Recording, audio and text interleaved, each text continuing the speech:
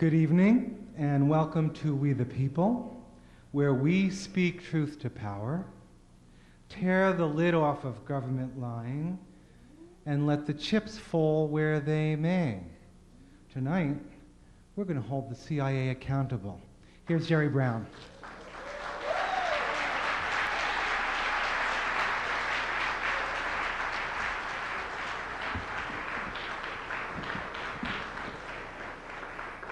Thank you very much for being here.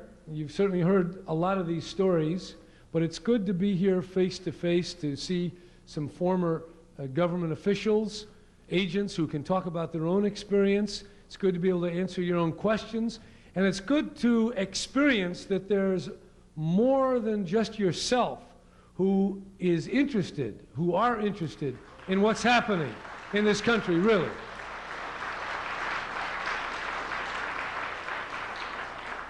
I put a plug in here for KPFA because I don't know how many of you couldn't sleep last night and were watching Tom Snyder. You were, okay, the insomniacs. Anyway, he said, yeah, go ahead, you can mention your 800 number. And I did. After talking about the drugs and the CIA, and they blipped out the first 4 digits of the 800 number, and then I mentioned it again, they blipped out the other digits, and hundreds and hundreds of people have been ringing our phone ever since. And the phones of CBS. Here's just a thought to think about. I see 4 issues that are censored from the national debate. They may be taken up in a Senate race or a House race, but I have not heard them in either the vice presidential, the presidential campaign, and I don't believe Jim Lehrer, who is our representative to the candidates, he's the mediatrix or the mediator here. We can't go to the candidates. I don't know who appointed him. But notice what he didn't bring up. It's kind of interesting. Number one, the torture manuals authorized by the U.S. government at the School of the Americas, and the drug-running allegations mentioned in the San Jose Mercury that have been on NBC all over the country, but not in the presidential debate. So the drug and the torture is not an issue. Second, the mass incarceration, particularly of African-American men, in California, Latinos, not mentioned. Huge scandal. Perhaps the greatest scandal. It's an issue and a topic of interest all around the world, but not in America in the presidential debate. Censored. Third issue, the Nobel laureates, a majority of Nobel laureates who are living, who are in science, wrote a warning to humanity along with 1,500 other scientists.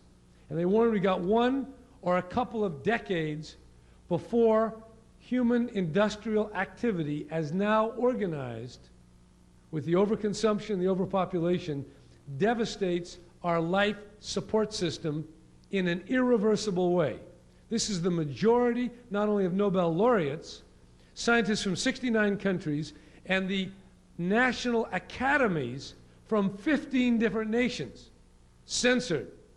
Never published in the New York Times, never mentioned in the presidential debate. That's the third one. And just to throw in the fourth issue, the unprecedented accumulation of wealth at the top of the social pyramid in this country. The top 1% now own 39% of the financial wealth. That's 1%. And the financial wealth are the stocks and the bonds, and that means they control the corporations, and the corporations control work, and work is what most people do most of the time. And if you take it from the top 1% and you go down to the top 20%, it's about 85%. And that sets the framework for an incredible concept. It's called the bottom 80% of Americans. The bottom 80%. And the reason why they don't know they're in the bottom 80% is because that story has been censored from each of those debates and will not be talked about. You will never hear those issues, except on KFPK, KPFA, or wherever you're reading about them. Okay, so that's the context. Now, I have to say that just as coming from my background, father being in government, I have a hard time believing that government does the kind of stuff that you're going to hear about tonight.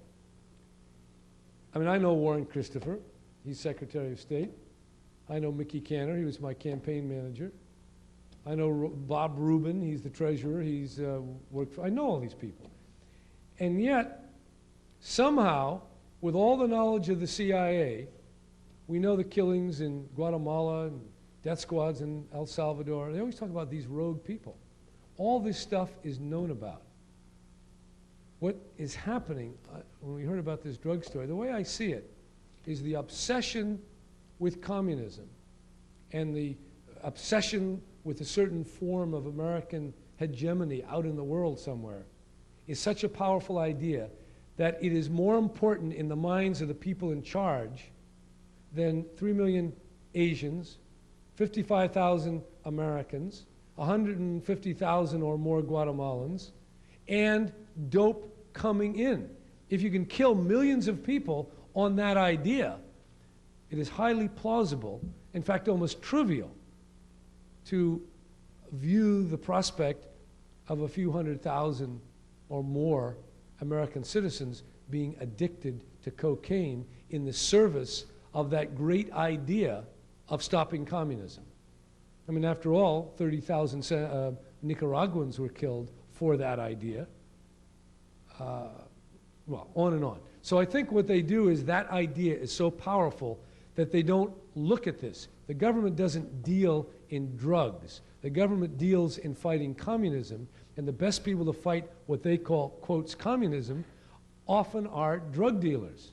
So they're dealing with people who are their fighters on one battle, and the fact they have to do these nasty things, well, when you got to deal with the samosistas, that's just the way it is. And so they have kind of a cognitive dissonance in Washington that allows them to ignore what's going on. And until this story is shoved down their throats day after day, they're never going to make the bridge between being an American fighting these bad people and being a criminal destroying the lifeblood of their own country. And that's why we have this forum. We want to change the frame of reference. So, and it's already happened. Here in the Los Angeles Times of recently, what's the date here? 9/24, secrecy and scandal in Peru. It's about this fellow, shadowy figure, Vladimiro Montesinos. He's a big lawyer for the cartels. The president of Peru is one of the so-called, good guys. He's cracking down. He's fighting for whatever the global market wants from him. And here you have an example right in the Los Angeles Times about his drug connection. Now, when the United States government gives Peru money to fight drugs, and you've got a cartel representative as a close advisor to the president, you bet he's going to get some of the money to fight the drugs. And the best way to fight drugs is to be in control of the whole operation, start to finish. Like the people who provide pesticides for your food residue so they can provide the chemotherapy when you get the cancer. They get you coming, they get you going. And that's what we got to fight against. Dennis?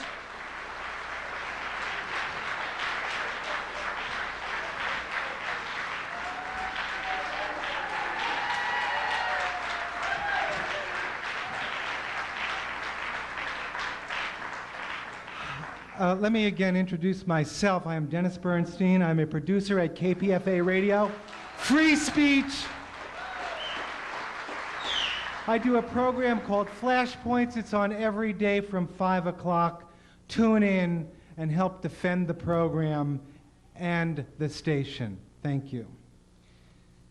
One of my favorite, see if you get this joke. One of my favorite jokes when this Iran-Contra scandal first broke, remember that? I'm getting old, I can't even remember. Was it 10, 12, 13 years ago? The joke was, see if you get it, Oliver North acted alone. You get it? He didn't have the president behind him. He didn't have the vice president behind him. He didn't have the Secretary of State. He didn't have the DIA, CIA, NSA. The NSA, he needed the safe phones. I could go on a long time. You get it? Did Oliver North act alone? Tonight, we're going to hear from two DEA agents who risked their lives, to fight the war on drugs, only to find that their biggest enemy was not the Medellin cartel, or the Crips or the Bloods, but rather the U.S. government and the Central Intelligence Agency. Indeed, these two former agents were undermined by their own government that was so busy, at least this is what they said, trying to turn the clock back on the communists by any means necessary, that they were willing to jump into bed with terrorists, Nazis, and drug trafficking killers. When I started reporting this story over 10 years ago for various news organizations, San Francisco Examiner, Newsday, Pacifica Radio, we were there every day for 5 years reporting the story. We knew that the drugs were coming in from Central and South America. We knew, based on internal police documents and disgruntled members of the North Network, that there was cocaine in some of the same places where the Contras were being illegally trained in Florida, and in the same rooms where the weapons were being stored, we learned, for instance, that there were drugs. In one example, a March 6, 1985 weapons shipment to El Salvador that included a 20-foot cannon was being stored in the same room with a whole bunch of cocaine. The young man, Steve Carr, who witnessed this and who flew that plane from Florida to Central America, also said that the 20-foot cannon was forklifted in broad daylight at Fort Lauderdale Airport onto the plane, and nobody said a word at this heavily surveilled airport. How the hell did that happen? I can tell you, I called customs people at the time.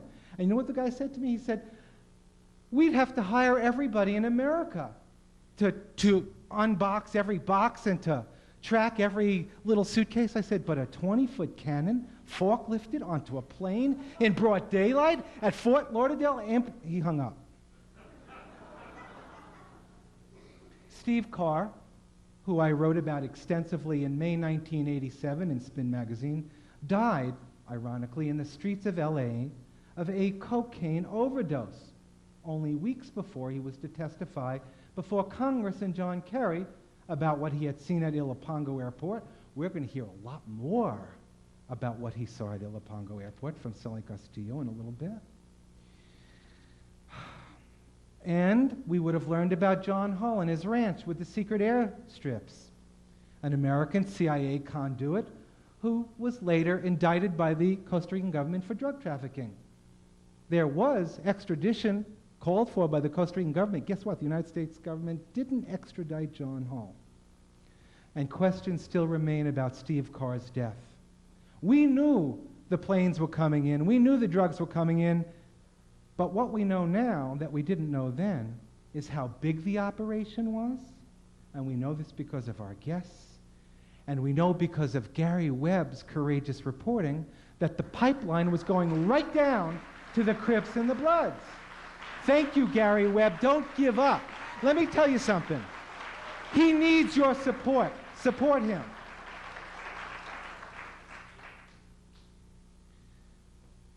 Well, that's all I'm going to say now. I really am honored, and it is a privilege to have the opportunity to introduce our two guests, two former DEA agents who are going to tell you things that maybe you're not going to believe, or maybe you will believe. But I hope, if you are convinced that it's not a passive thing, that you just take it in and nothing happens, I hope it goes in and then something else comes out, like anger and action.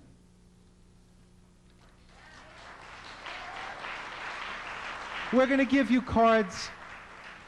We're going to hear our two speakers, Celly Castillo, and Michael Levine. We're going to give you cards. I hope you will fill out questions, and we're going to answer these questions until either you or I or both of us cannot stand up anymore. Former DEA agent Michael Levine is a highly decorated deep cover agent with more than 20 years, more than 25 years of law enforcement experience in 4 different government agencies. In his books Deep Cover and The Big White Lie, co-authored with Laura Kavanaugh, Levine documents the fraud that has come to be called the war on drugs. Levine, in these 2 non-fiction books, names and blames the CIA for actually assisting the drug lords of South America and empowering them to be what they are today. In his most recent book, Triangle of Death, a novel also written with Laura Kavanaugh, Levine says he tells the truths that he could not tell in the first 2 books because, well, we'll let him tell you why. Michael Levine.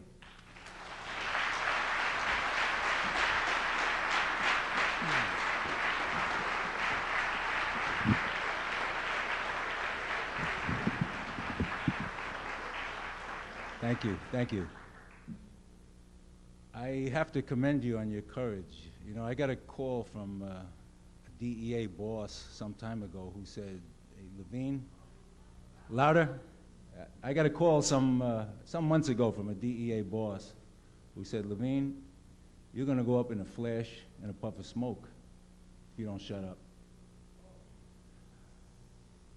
And Celly Castillo and I both, what I find incredible is that both of us have been asked by every major news media person, off camera and on camera, aren't we afraid we're going to die? And I see all you nodding your heads, but you know the significance of the fact that you're all nodding your heads is that you've already given up your country. I'm an American agent, and I'm here after a 25-year career, after having lost a son and a brother to this drug traffic, after having been forced by my government during the years that my brother was a drug addict, 19 years that ended with him committing suicide. I was literally forced to watch my government protect the people they told me were killing my brother. So again, I commend you on this courage, because here are 2 of the only critics out here. Both of us were deep cover agents, Celly Castillo and myself, and we're in one place for the first time.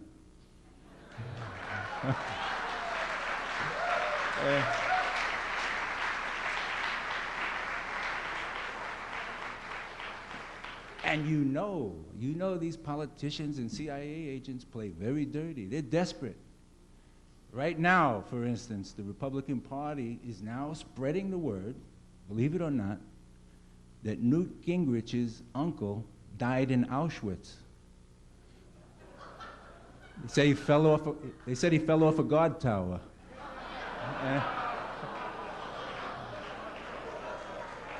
I don't know if it's true. I gotta assume that you're here because you want to hear the truth. And I want to try and make my remarks very pertinent to what's going on now, and leave it as much time as I can to all of you to ask anything you want, because unlike your government, I have absolutely nothing to hide. There's certain things that you've got to be aware of that are going on now. Number one, it seems, doesn't it, to all of you, it seems like the Gary Webb piece has exploded out there. It's everywhere. The CIA, that we're really putting the flame to the CIA. It's just not true. There's a little litmus test that'll tell you when you're really getting hot. You know what that is? 2 presidential candidates are not even mentioning it. And they're lying in your face. You understand? They're talking about the drug war, who's going to spend more of your money, but they're not talking about what everybody else is talking about. Why? I'm going to tell you why. I'm an old-time deep cover agent. I'm going to explain that too. I used to set up scams for the government, long-range sting operations. I know how these people think. I know how they act. So the game right now is to keep it a black issue. Keep it. Now, if you watch the press, you watch the media, what you see, what did you see? The Reverend Jesse Jackson debating who? Oliver North. black issue. Do you understand? And when Oliver North said, hey, I've been investigated, the Reverend Jesse Jackson, as wonderful as he is, and he should be the president, he's not a conspiracy expert. He can't answer that question, but Oliver North has refused to go on camera with me all the way across the world. Because I want to tell you what a conspiracy is. I am a professional conspiracy theorist. I am, and I say so with great authority because your government paid me for 25 years to put you Americans in jail for exactly that, conspiracy. It's a crime. Now, how easy is it to put someone in jail for conspiracy? I'll give you a real case. 2 New York City detectives, I had the case. Massive case, FBI, DEA, wiretaps, bugs. We were on them 24 hours a day for months. They were working with a guy named Cesar Ramirez. Cesar Ramirez was selling cocaine. Not tons like Central Intelligence got caught smuggling into the US from Venezuela, but ounces and grams. And we could not prove that these cops took part in that. They were Caesar's friends, that's all. Friends. We couldn't prove they made a nickel. The only thing we could prove was that they knew he was in the drug business. Nothing more. And they did not take action. They were sentenced to 10 years in prison and 8 years in prison for conspiracy. Conspiracy. And if you saw, I don't know how many of you saw Montel Williams today, but if you saw it, you saw Jack Blum, who was the chief counsel for Iran-Contra, say, you don't have to investigate. We proved that CIA knew and looked the other way. We proved it. Lord, I don't know what you got to do. And Celly and I were deep cover agents, group of a very small group of people who did this peculiar kind of work. Nobody else, CIA doesn't even do this kind of work. They send informers out. They call them agents to do this kind of work. And that is, we went to other countries, often in violation of those countries' laws, to live with criminals, to adopt different identities. We use an identity in this book of a Moroccan terrorist gun trader. I played that in real life, and I got to be able to use it in a faction-based novel. And I'm going to tell you why also it's faction. Number one, we lived by one rule. And these were the exact words taught to me when I first went into this business, and that is, resolve every situation in your own favor. And the other part of that is, it is better to be tried by 12 than carried by 6. Now, when you do that, when you agree to do that, you're agreeing to the ends justify the means. Now, I was watching my brother die inch by inch. I was listening to my government tell me that those evil, dark foreigners were killing my brother. So I believed that I was doing right. In one nonfiction book, The Big White Lie, I described to you, nonfiction, a kidnapping mission that I was sent on and did. Now, Celly and I both know that when you go out there and live by that rule, and the government knows this, you cannot possibly come back, survive that, and tell you the truth, because you do things to survive. That's why this last book is faction. It's called fiction. The other reason why this particular book is faction is I was sitting in a movie with my wife, Laura, and we were watching Jack Ryan. You guys know who Jack Ryan is? You have to be under a rock if you don't know who Jack Ryan is. Anyway, for those of you who don't know, Jack Ryan is the CIA prototype created by Tom Clancy. And we were watching on the big screen as Jack Ryan galloped to the rescue of America and arrested a George Bush lookalike. You must have seen it. Some of you must have seen this movie. And he arrested him for protecting drug traffickers. This CIA agent arrested the president. And I looked around me, and there was a thunderous ovation. This movie was jammed. And there was a man standing next to me who looked fairly educated. He was, looked like a middle-class white guy, and there were tears in his eyes. Tears in his eyes. This movie made strong men cry. And I sat there knowing what I knew, that it's a fucking lie. It's a lie. Why you bastards don't... What is it that you believe? You believe Hollywood? You deserve this then. You deserve what you're getting. You deserve Ali Noor. If you believe that shit.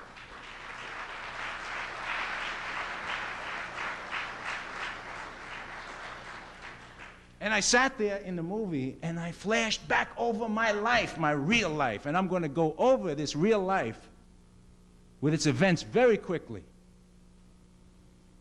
1971, Bangkok, Thailand. The Vietnam War is raging. My first deep cover assignment. During these years, Celly Castillo was in Vietnam fighting. I'm sent over to penetrate an organization of Chinese drug dealers in Bangkok, smuggling heroin to the U.S. In a short time, I'm accepted by them. I'm in Thailand in violation of that country's laws. The whole Thai police department is working for the drug dealers. If I'm caught, I am dead. Just dead. And I guess I look like everybody's idea of the capo de tutti frutti of the mafia.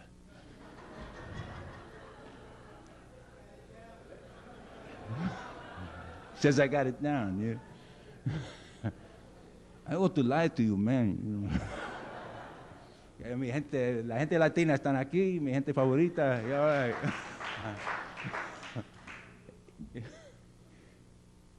They accepted me. They believed me. They believed my act. And what do they want to do? They invite me to Chiang Mai, to where they're producing hundreds of kilos of heroin a day. This is at a time when the biggest drug seizure in our history was 65 kilos of heroin. The French Connection. And they want me to go up to the northern, the Golden Triangle area. And suddenly, all logistic support is withdrawn from me. I have no money. I can't even pay my damn hotel bill. I'm lying to these guys, left and right. Excuses why I can't buy the initial package of dope, of heroin. Lying. I feel like they're about to kill me. I don't know what to do. I've never done this kind of work before. I'm there on a tourist passport, in violation of Thai law. In the middle of the night, I'm brought into the embassy by a guy named Joe Jenkins, who was the chief. I was with the hard narcotics smuggling unit of customs in 1971. I later became a DEA agent. And here's a man, a small, bald man, and he tells me, "You are not going to Chiang Mai." And I said, "But why?" His first answer was, "We can't protect you up there." I didn't even know who he was. It's very dangerous up there. I said, "Well, I didn't join this. I didn't do this to duck danger. I'm here because I'm nuts." Look, I said, "Look at me. You think a normal person would be here?"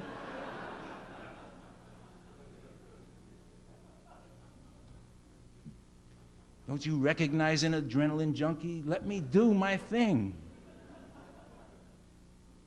And then he said, when he saw that I was an idiot and I was completely obstinate and that I had a death wish and I couldn't be dissuaded, he said, "Look, you don't know the big picture.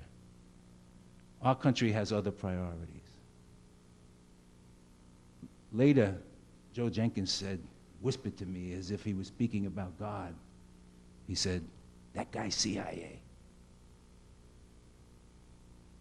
Case was killed.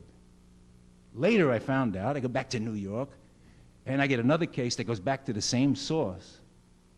And I start working with a New York detective who has a case of drugs. Guess what? Being smuggled into the U.S. in the dead bodies of GIs from Vietnam. The case is called the Herman Jackson case. Celly, we in Customs had it. Celly knows the case. It's very real. The source of those drugs was the same source that I was stopped from getting. But you have to understand that I was a good soldier. It was inconceivable of me, for me, at that time, that my government would protect these people. Now, this was written about in a book by a British writer, Donald Goddard. And I'm glad it was written about, because sometimes I think about it and I wonder about my life. It seems so dreamlike. These events happened, and I sometimes have to talk to my wife and co-writer and my best friend, and just to know that, God, did that really happen? But that was just the beginning. Later, my brother, after 19 years of heroin addiction, commits suicide. And I want you to understand that also when you think about, is this just a black issue? Because it's not only my brother was a suicide, and he wrote a note to my family and friends, I can't stand the drugs anymore. And then he blew himself away. Later, my son Keith was a New York City policeman whom we dedicate this book to. He was murdered by crack addicts in 1991. My daughter was a cocaine crack addict, bad enough where the government gave me a hardship transfer to fight her battle. Her battle was a happy one. We won. But there are millions of stories like mine across this country, and I see some of you here that are nodding your heads because it's happened to you. And now you understand why this government doesn't want the black community to join with us. Do you understand why?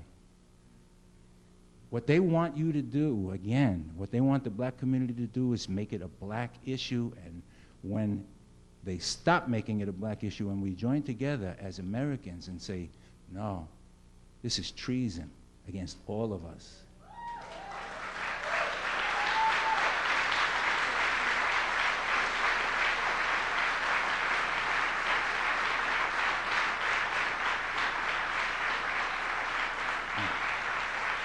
Thank you.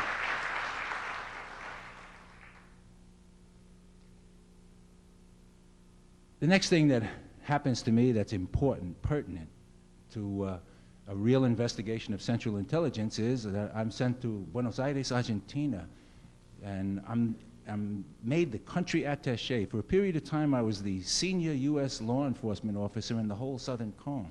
I was the Drug Enforcement Administration senior officer. And there, around the year 1979, what starts to come together is a cabal of ex-Nazis, Klaus Barbie, Argentine mass murderers, some of whom were on DEA's payroll, some of whom and the key to this whole thing that I'm about to tell you is that Central Intelligence and the Drug Enforcement Administration shared these assets. And Central Intelligence were fools enough to think that they were loyal to them and wouldn't tell me what they were doing for Central Intelligence. Now what ensues is my mission at the time, though, the cocaine, the demand for cocaine in the United States starts to skyrocket, out of sight. There are a lot of reasons for that. I'm not quite sure whether you'll agree with me or not, but that's irrelevant. What's important is that demand starts to skyrocket, and in South America, they cannot keep up with that demand. What they needed, what had to happen in South America for the cocaine market to flourish and progress and get as giant as it is now, is they needed a protected place to set up, in essence, the General Motors of cocaine. And in those years, Bolivia was the country. Bolivia supplied 99% of all the cocaine on the face of the earth. You have to understand this whole business. Colombia is just a processing plant. The source was Bolivia. So if you shut Bolivia down then, you won. It was over, theoretically. Now, that General Motors, an organization that later became to be known as La Corporación, the corporation that exists right now, that's what started to come together. And La Corporación was comprised of, as I said, ex-Nazis, Argentine mass murderers, crazies from Europe. Nazi paramilitary units came from Europe to work in Bolivia. And this thing started to come together. Well, my mission was to set up a fictitious, completely fictitious, deep cover operation. And I became Luis Miguel Garcia, half Sicilian, half Puerto Rican mafia don.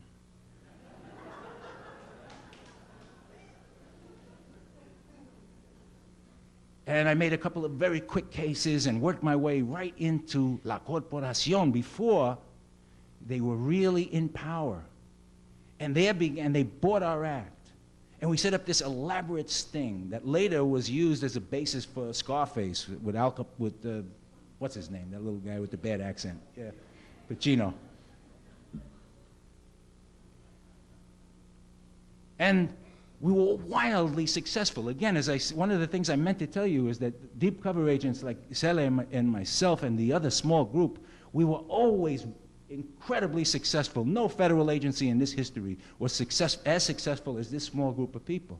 And in every single case, when we reached the top of the world of drugs, which is inevitably the world overlap with the worlds of terrorism and every other crime you could imagine, what we found in every single case was these people, like Manuel Noriega, that other CIA employee, were better protected than Celly and myself.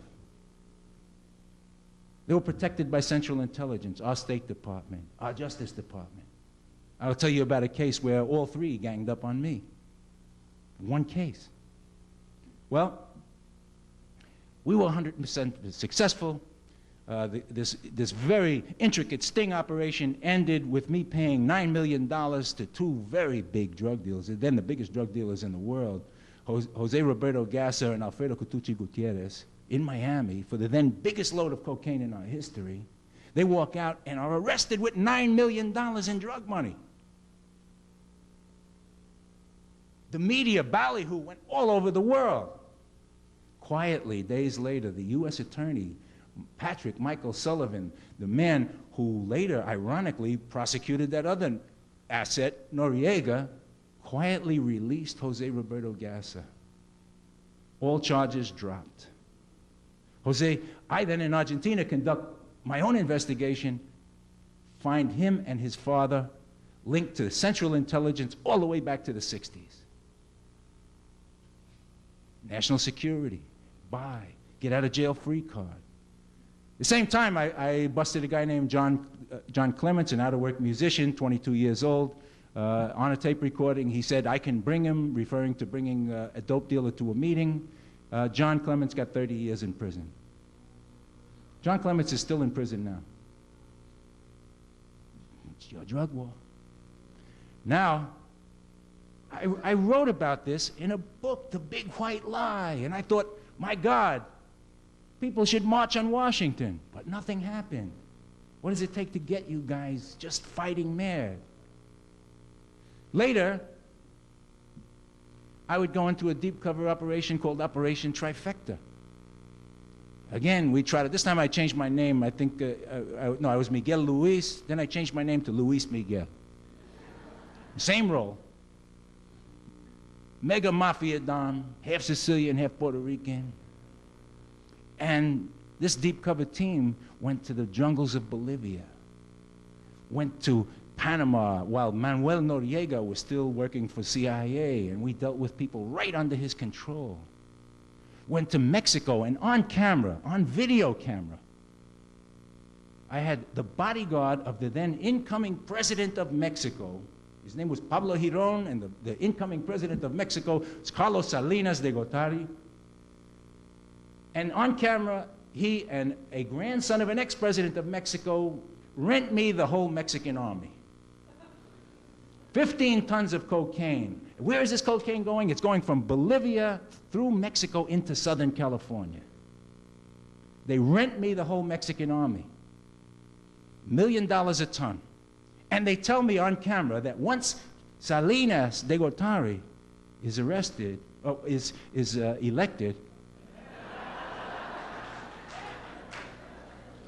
that Freudian? I don't know. Once the dude is elected, they said, and this is on camera, you understand? And the significance of this is going to drive you nuts, I promise you. When he's elected, we're opening Mexico. It'll be easy, they said. In fact, Pablo Giron said they promised me the top police job in Tijuana, Mexico, because that's the open door, that's the most lucrative. and wait until he's elected. Now, that videotape went that night, along with many others, to the Attorney General of the United States, Edwin Meese.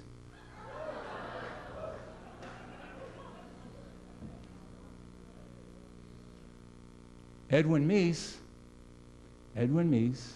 I was told then, called the Attorney General of Mexico and blew our cover. And I wrote about it. Why? I was afraid to write about it because all the guys in the office were talking about it. Then it was written about by a Time magazine correspondent. She wrote about it in a book called Desperados. So then I put it in my book. Hard to believe. I guarantee you, if any one of you had done it, you would be breaking big rocks into little ones for many years. But he was Edwin Meese, the Attorney General. Now we know it's clear. What happened was the little president who looked like Alfred E. Newman was promising both our Democrats and our Republicans NAFTA, North American Free Trade Agreement. If you guys found out that he was this same guy, his bodyguard, was promising Miguel Luis Garcia, Mafia Don, a wide open Mexico when he's elected, you think NAFTA would be law now? They hid it from you. In that same wild investigation, this is just the Justice Department side of it. Myself and a Chicano deep cover agent, a guy named Jorge Urquijo, were down in Panama and the other part of this investigation. And all logistic support is withdrawn from us. And again, I find myself in the same position I did in Thailand, lying to people who are working for Noriega, people who had the power to have the police strip search us when we came into Panama. And I guarantee you, if they found anything on us or if we blew our act, we were dead right there in the airport. And now my government is forcing me and Jorge to lie to dopers who can kill us in a second. And in a screaming argument with myself, a confrontation between myself and my DEA supervisor in the middle of the night in the Marriott Hotel in downtown Panama City, the explanation, a hysterical explanation is, we've been keeping you in the dark. The CIA is in this in 4 countries. Now I remember on video the grandson of a Mexican president in his Mexican colonel uniform telling me, oh yeah, I was training the Contras. And suddenly it all comes together. You have the same people, the same drug dealers opening up the US, training Contras. You have the president of Mexico trading NAFTA for drugs. And who's in the middle?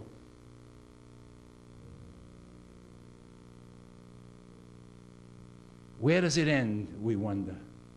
So years later, right now, if you follow news reports and you try to find the vanished ex-president of Mexico, and of course, he was linked, by the way, to $500 million in drug money in 60 banks around the world.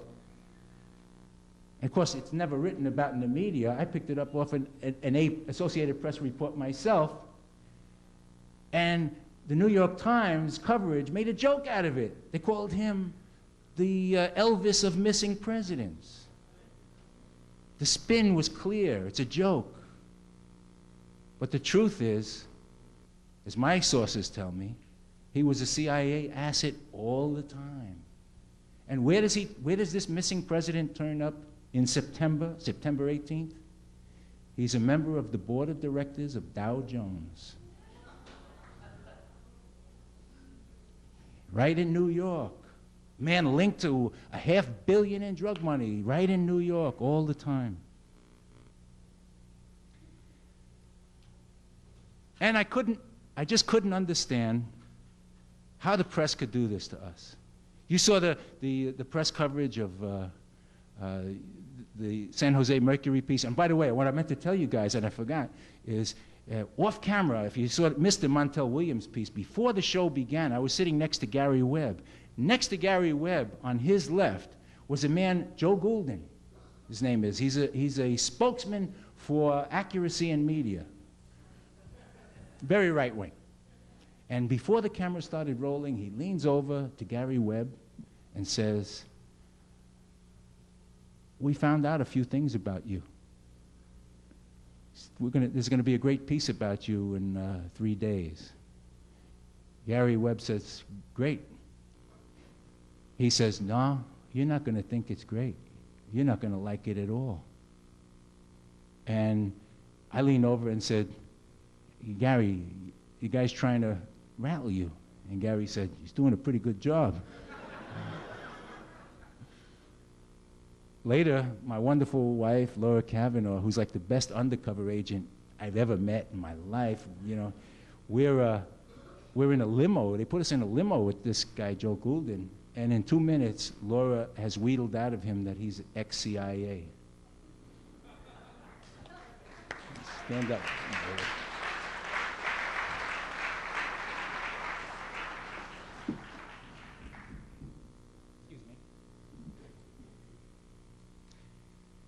And this mysterious press coverage, the Washington Post now says that they did their own investigation. How they can do that, I don't know. I want to give you a quick example of, I passed out a sheet. On the back of the sheet is a page from Oliver North's diary on that yellow sheet. Now, that sheet, by the way, links, if anybody wants to know, evidence linking President Bush right to Freeway Ricky Ross, here it is.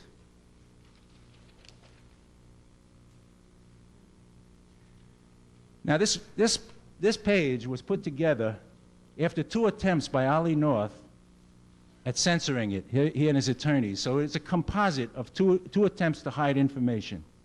When you put it together, for 9 July 84, and I got this from the National Security Archives, you guys can get it. It says, call from Claridge. Now, who is Claridge? For those of you who don't know, he's Dewey Claridge. He's a top CIA official who was pardoned by George Bush after lying to Congress. Now, in this conversation with Claridge, they talk about a reference telephone call to Calero. That's Adolfo Calero, the head of the Contra movement, linked in an evidentiary way. And again, I'm speaking as an expert in conspiracy, a man who's put thousands of people in jail for conspiracy. In an evidentiary way, Calero is linked to Norman Meneses, to Blandon, to Freeway Rick. And what do they talk about in this conversation? Want aircraft to pick up 1,500 kilos. So now, my thought is that if this was in any of your diaries, you would immediately have 200-300 DEA agents on you 24 hours a day. Every phone call you ever made would be analyzed. Every dollar in every bank account would be analyzed. You would be followed from dawn to dusk, as would anyone you ever spoke to. This is major, major, major conspiracy. Now, the Washington Post said they conducted an investigation and found Freeway Rick case to be nothing. 2 men in the Washington Post. This is the kind of investigation that would take 100 DEA agents 2 years. But 2 men in the Washington Post said they've conducted an investigation and found it to be nothing. So I did a little more research. And I found a quote by Katharine Graham. You know who Katharine Graham is? She's the publisher from the, please excuse these sunglasses, I use them to see. She's the publisher of the Washington Post. And she was invited by Judge Webster in 1988 to address a graduating class of CIA recruits. And I bet she is so sorry that she ever did, because her remarks were duly quoted. And here they are. Quote, "There are some things the general public does not need to know and shouldn't. I believe democracy flourishes when the press decides whether to print what it knows."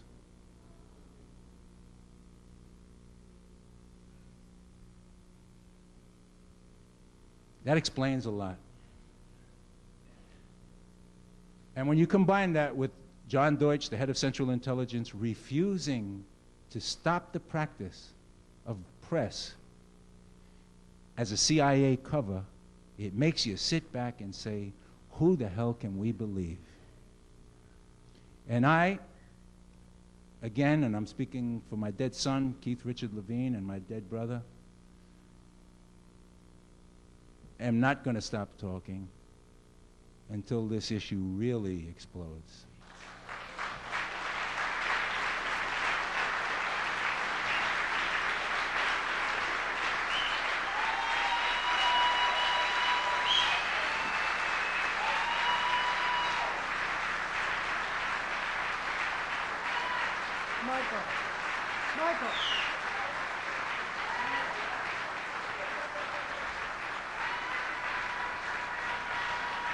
Michael Levine.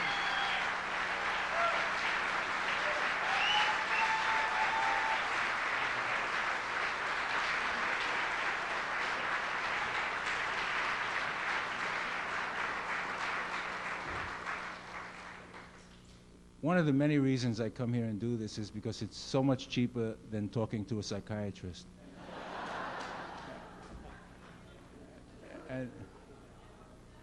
And thank you guys.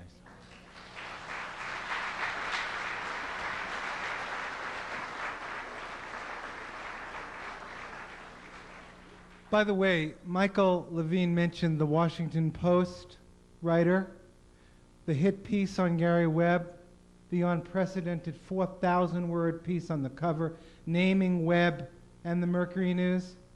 The writer, Walter Pincus, has an interesting history.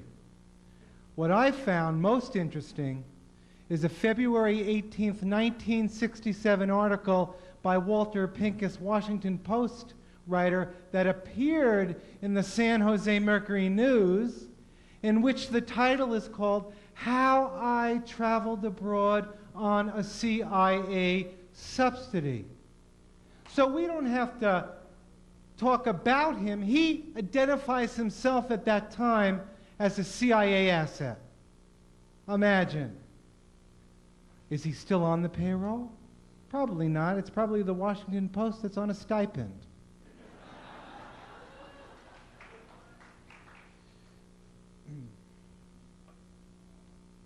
By the way, we're going to pass out cards to you, pencils, cards. We want questions, and we're going to take just 30 seconds to just send some cards going up and down the line.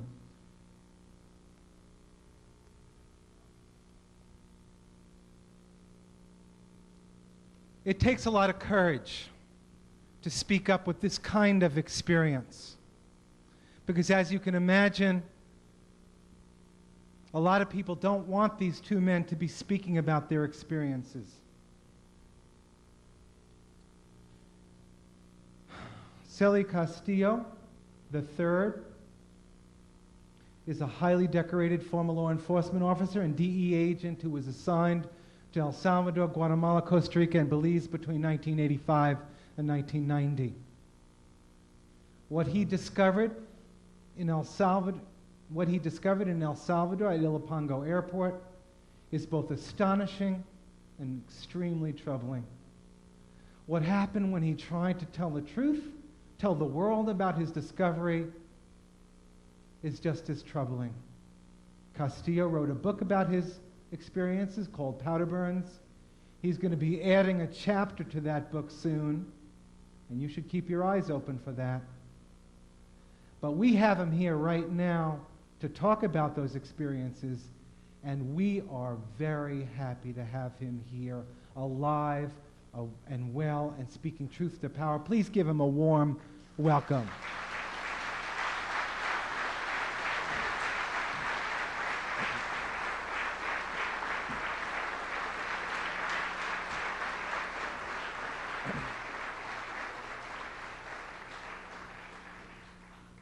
Well, I want to thank you for having me here today, Dennis.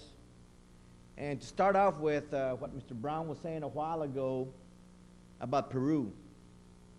You know, it was in Peru when I first realized that we had what we call the war on drugs follies. I remember humping through the jungles of Peru. I was going through the jungles in Tingo Maria where they cultivated all the coca, and going through a military base Okay? And what happened was, put it up a little bit. There we go. What happened was, for the first time, I saw the Peruvian military playing soccer with the Colombians. And I also saw that most of the banks in Lima, Peru, would travel on weekends to a little town called Tingo Maria to buy dollars, because that was the place to buy the dollars from the Colombian traffickers. But my real challenge came in Vietnam. When Michael was down in Bangkok, I was running covert operations into Cambodia as a sniper. And it was there that I saw a lot of my raza friends, Chicanos, blacks, whites, Puerto Ricans, you name them, shooting up heroin, 100% pure. I would find them with their needles in the arms, and I would sit there and write letters to their parents, telling them that they went down in a blaze of glory. But it was then that I decided that one day, if I survived that war, I would go and fight the war on drugs as a federal agent. I left in April from Vietnam. In June, I started school. I became a police officer, working the midnight shift from 11 to 7 in the morning, and going to school from 8 in the morning till 1 o'clock, 2 o'clock in the afternoon. I did that for 4 years. I became a federal agent in 1979. First assignment from South Texas to New York City. That's where I met Michael Levine. I met him while he was there.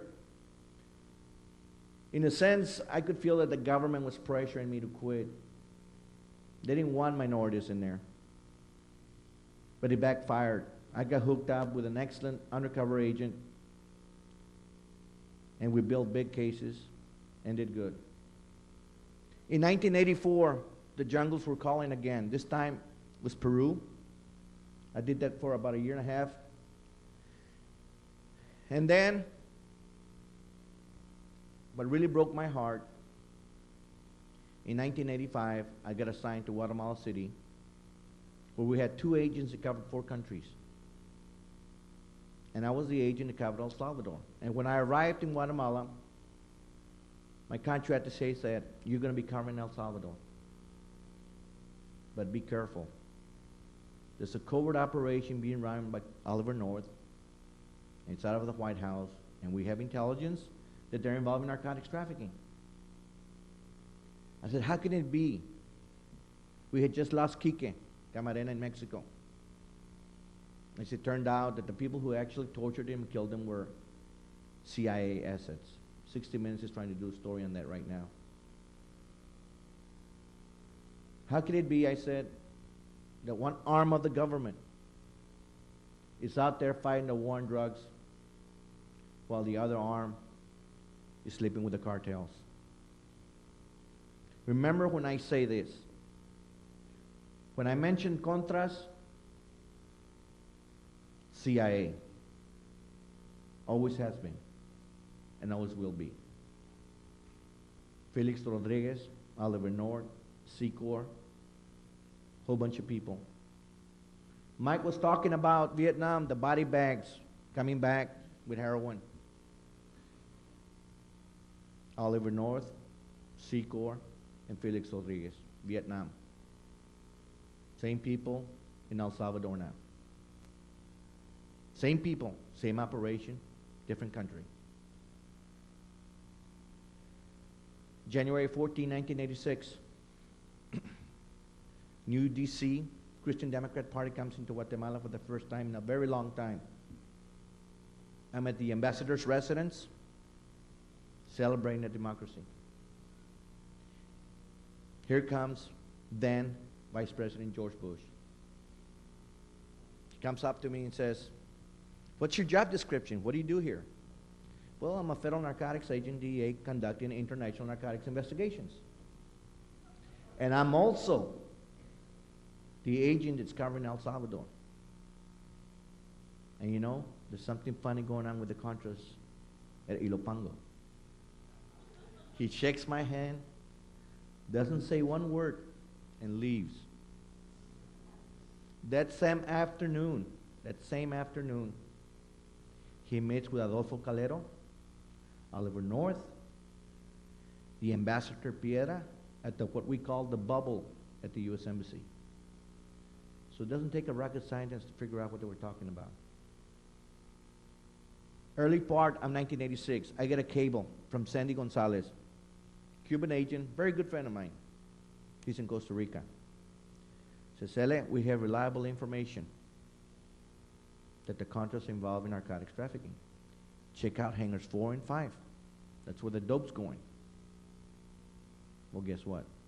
Hangar 4 and 5 are owned and operated by the CIA, Oliver North, and who sleeps there? Felix Rodriguez. So we got an informant who works at Ilopango. He conducted the flight plans. You know, when you take off on a trip, international trip, you make a flight plan, who you're going with, passports, name, and so forth. So we identified every single pilot, American and Central American, that's flying for the Contras. We run them through our computers. They're all documented traffickers, every single one of them.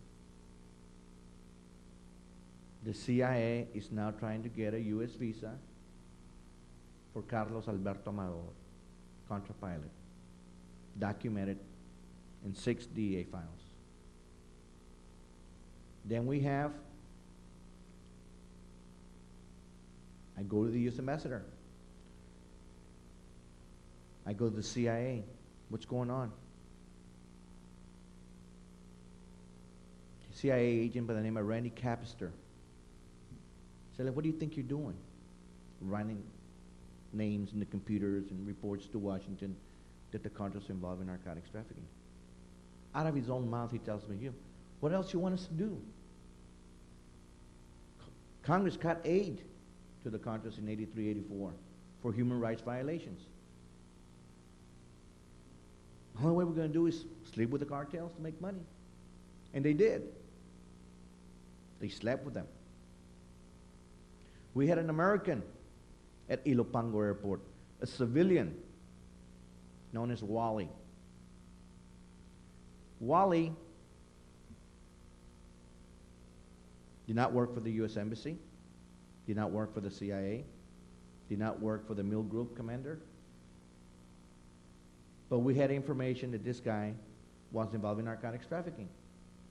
So we went ahead and raided his house at Ilopango in El Salvador. And we found cases of munitions, cases of C4, all U.S. munitions, remember, U.S. And this guy was a civilian. Sniper rifles, silencers, you name it, he had it. But the worst thing we found was that every vehicle had a U.S. Embassy license plate, radios belonging to the U.S. Embassy, and weapons belonging to the U.S. Embassy. So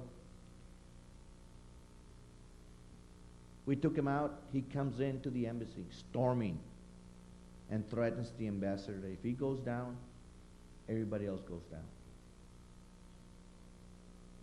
So he's not arrested, but he's kicked out of the country. Then we have Joel Brinkley, a special to the New York Times. He writes a detailed story about this individual, the raid. And I have a copy of that as my backup evidence.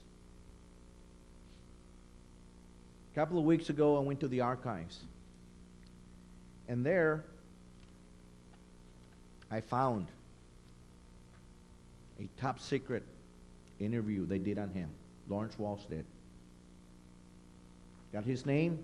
They declassified it in 94. And I have it on the slides, and I'm sorry I don't have a presentation to give you on slides, but I have pictures of all the weapons, his credentials, and everything else. This is what ties the CIA to drug trafficking. He talks about Felix Rodriguez. He talks about his connection from Felix Rodriguez to the vice president, George Bush. He talks about the illegalities that are occurring at Ilopango. He talks about mining, blowing up an airport in Nicaragua. This is top secret, guys. 3 days ago, I went to the archives. The CIA wrote several cables on me. They were classified, those cables. They classified those cables 4 months ago. 4 months ago. Those are the cables that came out of Costa Rica asking me to check. So I went ahead and continued to report this. Nobody cared. I tried, and I tried, and I tried. They came after me, said, stop writing the reports, start using the word alleged. I said, how can I use the word alleged when my informant is seeing tons of cocaine going to the U.S., money going to the Bahamas, money going to Panama, 4.5. Chico Girola gets arrested in South Texas with $5.5 million. It's given back to him because it's Contra money. We want to talk about an investigation that was conducted by the Kerry Committee. A lot of bad people reported about the drug activity at Ilopango. I was there. I saw it. I have one question to Senator Kerry. Why didn't my phone ever ring? If you're going to conduct an investigation, what's the first thing you do? You go to the source. He never went to Honduras. He never went to El Salvador. Every time he asked the DEA for the files, it didn't exist.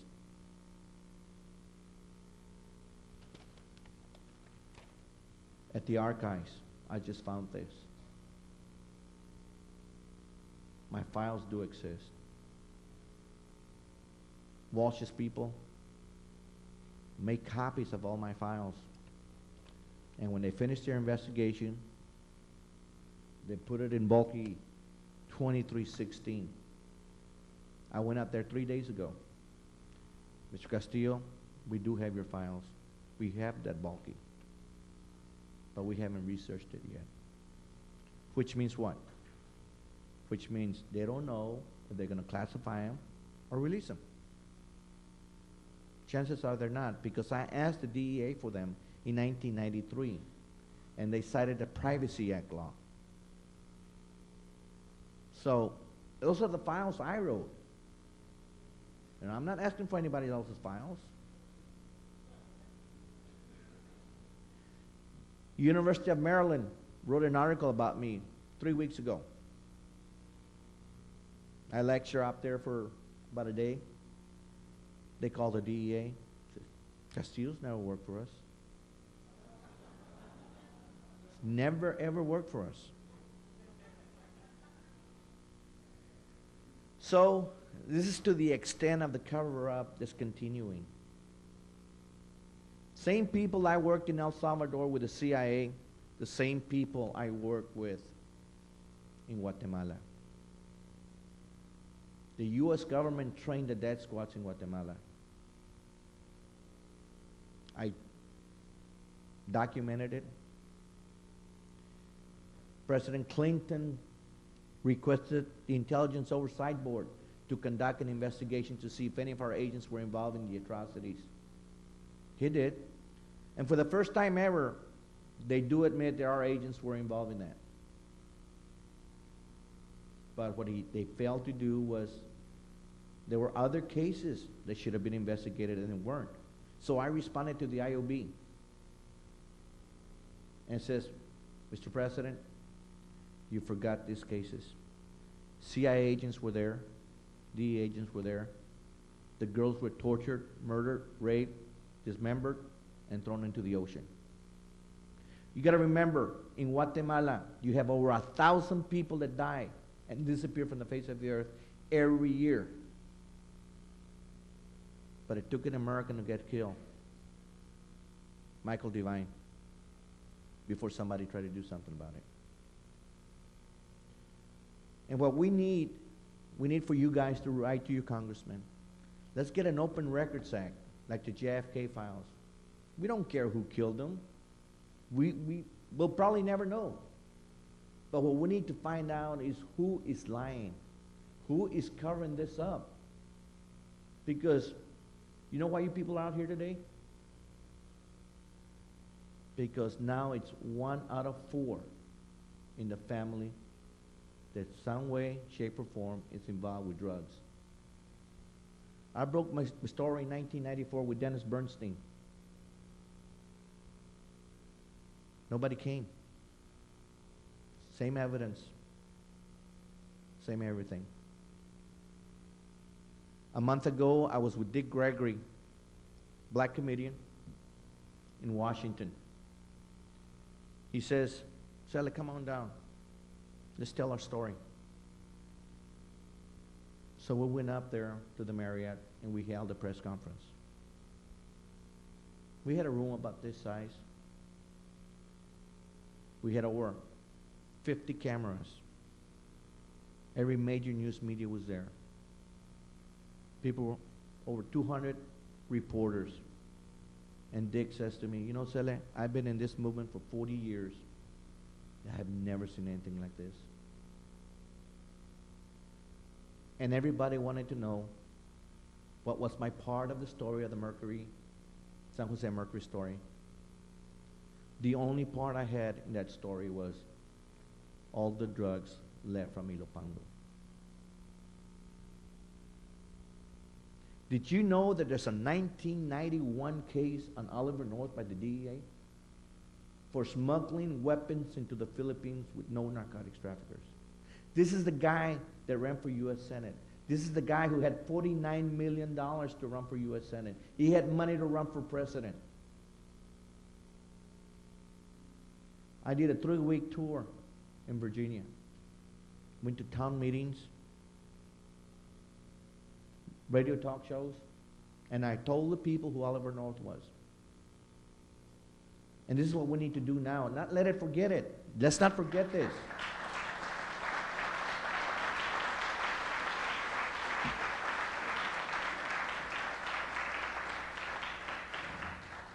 God was listening because Oliver North was one of 2 Republicans who lost.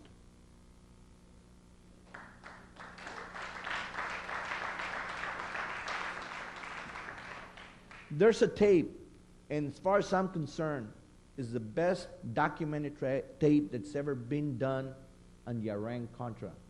And it was the ABC Australian Broadcasting Company did it in '94. In that interview, they interviewed General Sinklock, Secor, Oliver North, Lawrence Walsh, and myself. And I tell you what, you want to hear a good story? Get that tape. Because they tell you exactly. The diversion of the monies was not to the Contras. It was from the Contras into Swiss bank accounts. And they found them. 4 years ago, they found $10 million belonging to Oliver North and Secor. And they were trying to get that money back. The U.S. government froze that money, saying they were agents of the government at the time and they were not entitled to it. But that's only 10 million. Those planes were flying loaded with cocaine. We had the Frogman case coming out of Ilopango. This is another story that Gary Webb didn't cover. Gary Webb opened up the doors. There's 2 other avenues that went to the Bay Area. The Frogman case. Carlos Cabezas, Álvaro Carvajal. Álvaro Carvajal, Colombian, head of operations at the Bay Area in San Francisco. Carlos Carvajal, Nicaragüense, for the Contras. They sold the money, the profit, they got the profits from the cocaine, and they went to the Contras. In 1991, Carlos Cabezas, his wife, sells me 5 kilos of cocaine here in Oakland. So he comes in, tries to cut a deal with me. He says, what can I do? You know, what do you mean what you can do? Yeah, man, I'm a Contra, you know, I was a Contra. I sold dope for Oliver North. And so he says, well, I'm an informant for the FBI. He says, what are you talking about? Yes, we have this sting operation going on some Nicaraguenses. We got wiretaps. We've been working this for over a year. If you're an informant for the FBI, what are you doing selling dope? He said, they gave me permission. So you see, then the FBI gets up here, they're all upset. He says, we've been working on this for over a year, we got indictments coming out. He says, how are you going to win this case when these guys are selling dope? So I left the agency then. I don't know whatever happened. But his wife did sell 5 kilos of cocaine. So now I find myself, I'll cut this short, Dennis. I'll be out in a minute. This is what happens now. I have now become a veteran of 3 wars. Vietnam, the war on drugs, and the most dangerous war now is the war against the criminals of my own governments. Heads have to roll in Washington. They have to come down.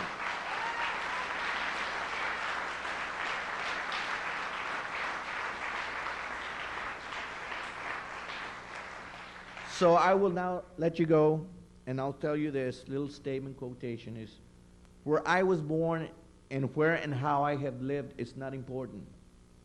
It is what I have done with where I have been that should be of your interest. And that is why I'm here today, to educate you people, let you know what's really going on with the government. And we have to pass an Open Records Act to find out what happened. Because if not, it's going to destroy everybody. It has destroyed Michael Levine's family. I have 2 kids. They're 10 and 12 years old. I've lost my family because I believed in this fight. I have nobody. People call me Don Quixote de la Mancha. I'm chasing windmills. But I tell you what, those windmills sometimes become dragons. And I did take that dragon down in Guatemala with the IOB report. Because for the first time, they fired 15 CIA agents that were involved in these atrocities. Thank you very much.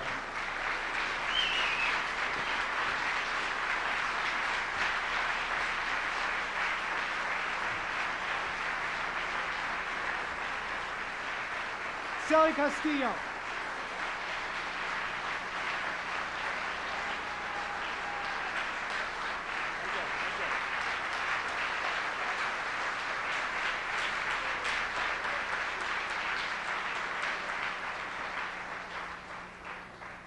What we're going to do now is we're going to just sort of change the scenery here a little bit. We're going to bring Celly and Michael back up. We're going to put a table here. We're going to take about 10 minutes. If you've written questions, please, we're going to have a couple of people, Leslie, somebody else come around, get the questions. 10 minutes, and we're back for the teach-in. Stay with us. And I want to thank Celly Castillo and Michael Levine for being here and staying to answer the questions.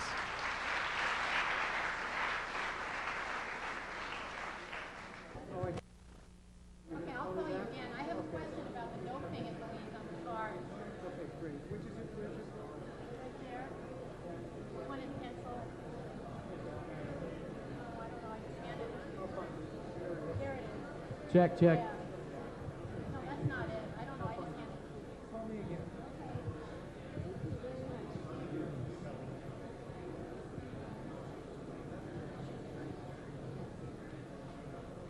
I just want to say hello. I'm a big fan of KPFA and Pacific in general. I also just asked if you could mention something about the exhibit so that we know. Okay. All right, we'll do that.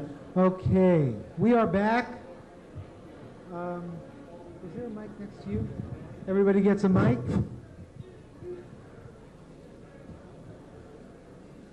Okay, can we have your attention, please?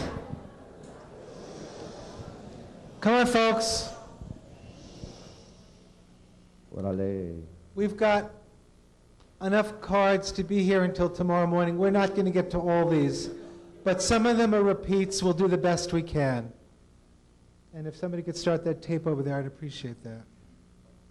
Okay, I want to say something before we start this. Please. It's kind of important because I had 3 people that asked me a while ago.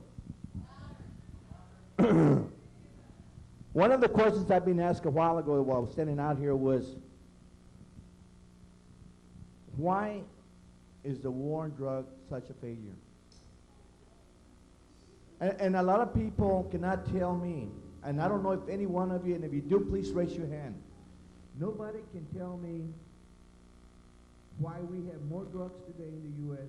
than we did 10 years ago. Why? Can somebody tell me why? Let me tell you why. Because the United States government has bought those Latin American countries. We have built what we now call a cocaine democracy. And we are letting them sleep with the cartels in the name of democracy. They've lost sight of what the drug issue is doing to the U.S. When we took Noriega out of Panama, we have more banks now laundering money in Panama than when Noriega was there. In South Texas, we have more banks than we do 7-Elevens or Circle K's. So you're right, the money's a big issue. Our tax dollars at work. It's always been that way. But hopefully now, that's why we're going to try to change this. Okay, I just want to make that point that some people had asked me. Go ahead, Dennis. Okay, thank you, Celly. No problem. You know, I was going to ask you one question, Michael, but here's one I know you're really interested in pursuing. Here's the question.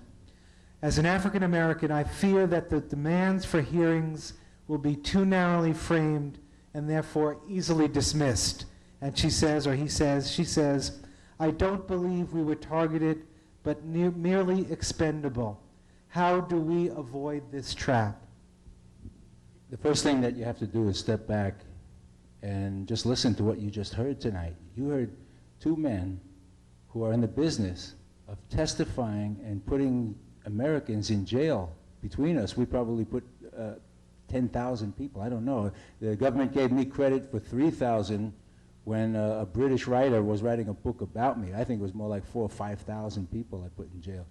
Now, in much less evidence than we have against George Bush, much less evidence than we have. If you look at that yellow page that I gave you guys, that's a page from Oliver North's personal diary. It reflects a phone call to a top CIA official and people that Celly has direct testimony against. And what do they talk about?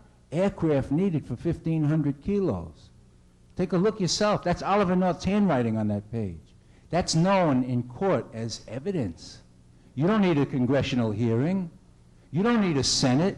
You need a grand jury of American citizens to put those suckers in jail. Mike, let me add a little bit here. Mike is right. But one of the things that Oliver North has always said and always defended himself is to the point I can't get any more juice out of this.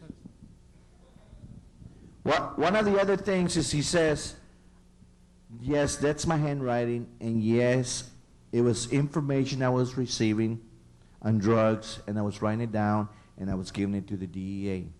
October 22nd, 1994, Lorraine Adams, a special to the to the Washington Post, wrote an article.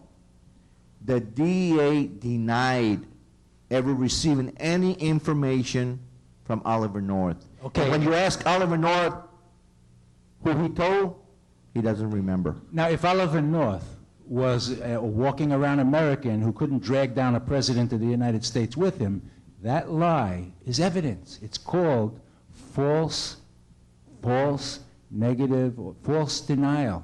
In a court trial, charging him with conspiracy, the fact that he said he gave it to DEA, and DEA said he's a liar, that's evidence against him that he knew what he's doing. Now we add that Oliver North, in the Walsh report, Oliver North bought a car, the dope, for $15,000 cash. It's a criminal. In the Walsh report, the reason, where did he get that $15,000 from? A slush fund in his closet, where he threw change. That's Oliver North said so. Now I say, tell that to a grand jury in Oakland. Tell that to a grand jury in the Bronx. Yes. You don't need the Senate. You don't. I told Maxine Waters on one television show, I said, don't even talk to the Senate. Don't talk to Congress. They betrayed us. I said, you want to do something? Go to these local damn politicians and say, which one of you has balls enough to start a grand jury here in California? That's what was done here. Janet Reno says that she's conducted an investigation, a preliminary. Why was I not called? I was at Ilopango when it happened. My phone's not ringing. It's tapped, but it's not ringing. Janet Reno, you know, I hope you guys didn't miss this, because I want to show you the game they play, how very slick these people are. Again, it takes an old-time deep cover agent to understand this. If you'll notice, last week, there was a case, a monster case. It got more headlines than Celly did. And the case was against what? A black woman, African, smuggling dope to America. Nigerian. Now think about that. Think. They don't have to say a word. The message is, what are you talking about? Here's blacks smuggling to America. Now, my own sources contacted me. And you have to understand that there are thousands of cases. Every country in the world is smuggling drugs to us. So Janet Reno's office calls down and says, I need a black case. And that's what happens. We could pick any case. I've been on that end of it, where they said, we need a case for television. And I was one of the guys that you saw me on 60 Minutes, 2020, ABC. My face was blacked out. I was leading charges. Why? Because we wanted more budget. And I had an active group, and the boss, who we used to call Captain Video in New York, said, Levine, what do you got going? I said, you want a crack raid? What do you want? I got, what kind of ethnicity do you want? You want Jews, Colombians? I got them all going. You know, it's, everybody's selling dope. Russians. I find it extremely interesting that there's a 1984 Miami Police Intelligence Memorandum. 1984, that's when Janet Reno was the chief state prosecutor in Florida. According to her resume, in charge of drug interdiction. The memorandum says that there are illegal Contra training camps, and it names some of the players, John Ho, all that, who are involved. It says it's supported by narcotics trafficking. It's stamped, seen by George Kaczynski of the FBI. So the Miami police have got it. The FBI has got it. Janet Reno was the chief prosecutor at the time, according to her resume, in charge of drug interdiction. And now she says, and it's an interesting word she uses, there's no substance to the charges. Here's a question, and both of you can respond. A local radio show host, that's not me, said that full investigation of the CIA crack connection would topple the government and probably lead to martial law. What is your view of the probable consequences of a full investigation? It would topple the CIA, period.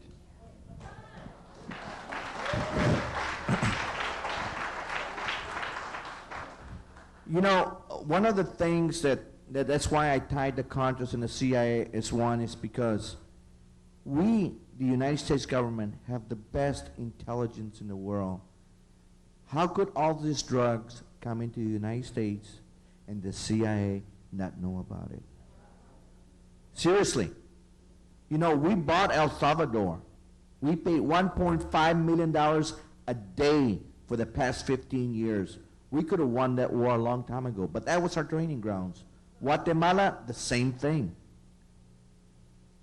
So, Guatemala has been the traveling of the drugs from Colombia into the U.S.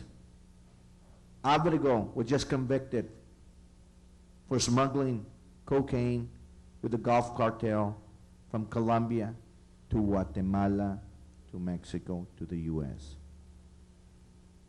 So, we always have known what has been going on in those third world countries. Once again, we're talking about documents. I have documents that will prove that the U.S. government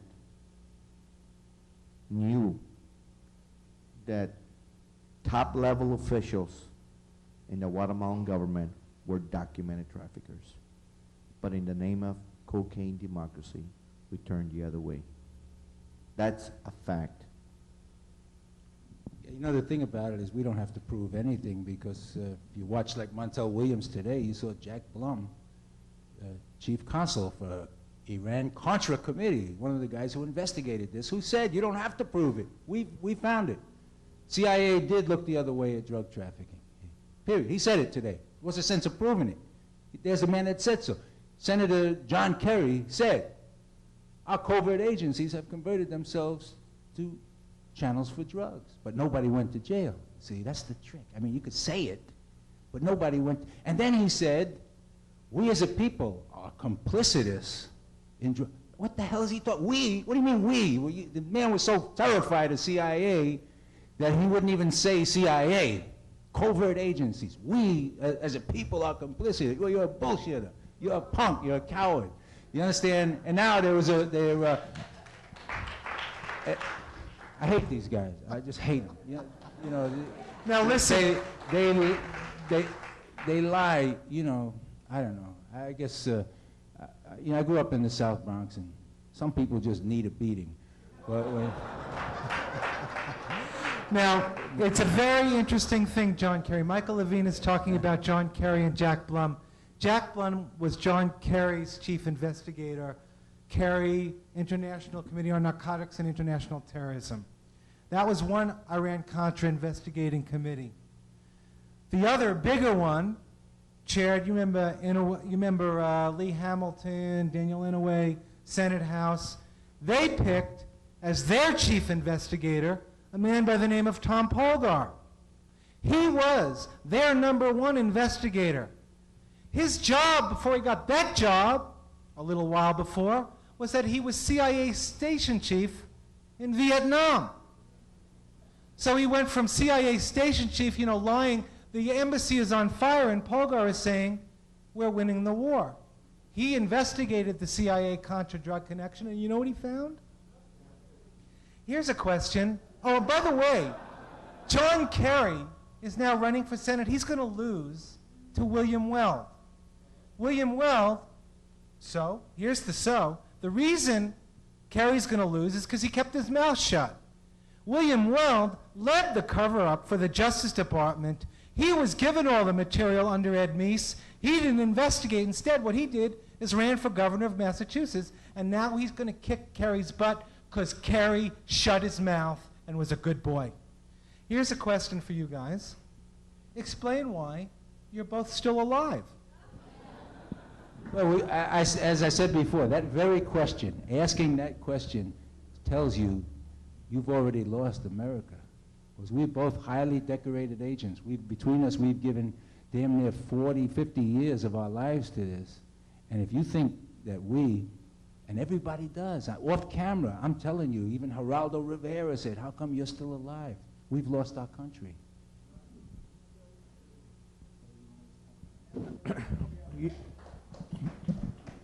You know, there's a time in your life that you come to that fork on the road. And in 1984, 85, when I found out what my government was involved in, I took that right turn. I made my peace with God. It has cost me a lot to be a full, complete human being. I lost my family. I have not lost my kids. So in their name, I'm out here. If they can shoot the president, they can shoot me. And I remember the CIA says, who do you think you are? You're nobody. You're chasing windmills. I don't know what the answer is. There is a God, I guess. He takes care of me. And I pray to him. But if he's ready for me, I'm ready to go. I've done what I had to do. I've come this way, educate you.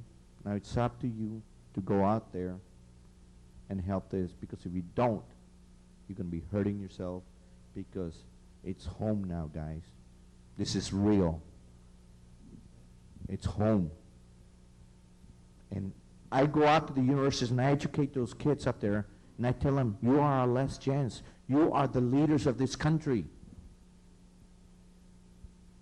And if you don't do something about it, I don't even know. I really don't think it can be safe.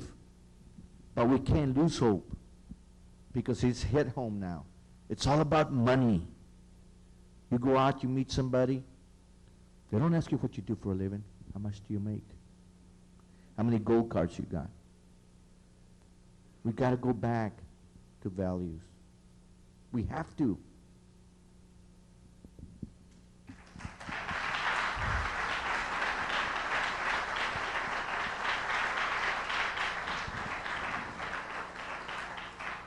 Flooding U.S. ghettos with crack led to a war on black people. Do we have any documents showing the U.S. government intended to lock up black people? Now, again, I'm going to say what I believe to the bottom of my soul, and that is that that's what they want you to believe. They want you to make this just a black issue, because that's why both presidential candidates are not saying a word. They think it's just going to go away. Hey, look, my son was killed by crack addicts. My daughter was a crack addict. My brother was a heroin addict who committed suicide after 19 years. I'm not black. And there are millions like me. What the CIA wants is to keep us separate. And when we get wise and stop thinking that way and say, this is treason against America, then we're going to take those bastards apart. You